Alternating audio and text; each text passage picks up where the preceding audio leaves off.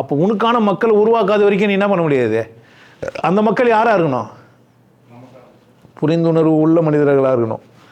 கூட இருக்கிறவனே புரிஞ்சிக்க மாட்டேன்றானே, கூட இருக்கிறவனே பொண்டாட்டி புரிஞ்சிக்க மாட்டேன்றா, புள்ள புரிஞ்சிக்க மாட்டேன்றான், அண்ணன் தம்பி புரிஞ்சிக்க மாட்டேன்றான், அக்கா தங்கச்சி புரிஞ்சிக்க மாட்டேன்றா, காசு கொடுத்துட்டுவன் புரிஞ்சிக்க மாட்டேன்றான், உபதேசம் வாங்கி பயிற்சி பண்ணி அனுபவம் வந்தவன் கூட புரிஞ்சிக்க மாட்டேன்றான்.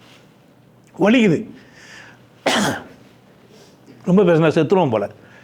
கூட இருக்கிறவன் புரிஞ்சுக்க மாட்டேன். நானும் கெட்டது செய்கிற மாதிரி நம்ம மக்களாட்சி என்ன ஆவான்? எப்படி இருக்கான்? மக்களாட்சி மலரான் தெரியல. நான் கனவு கண்டு போகிறேன், நான் பேசி வச்சுட்டு போகிறேன். உங்களில் நல்ல மனிதனே இல்லையாண்ணா? நீங்கள் நல்ல மனிதராக இல்லையான்னு கேட்குறேன் நான். நீங்கள் நல்ல மனிதர் தானா? முதல்ல கேட்டிங்களா உங்களை பார்த்து? நீங்கள் என்ன செஞ்சீங்க? நாடு என்ன செய்தது நமக்கு என்று கேள்விகள் கேட்பது எதற்கு?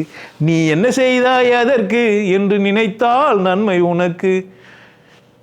நான் ஏன் பிறந்தேன், இந்த நாட்டுக்கு நலம் என்ன புரிந்தேன் என்று நாளும் பொழுதும் வாழும் வரையில் நினைத்திடு என் தோழா, நினைத்து செயல்படு என் தோழா, உடனே செயல்படு என் தோழா. இன்னொருத்தன் பாட்டு போயிறான்.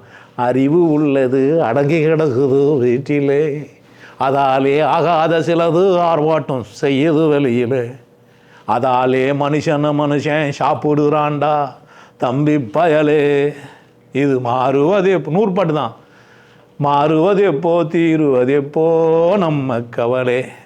காடு வளைஞ்சதுன்னா மச்சான்,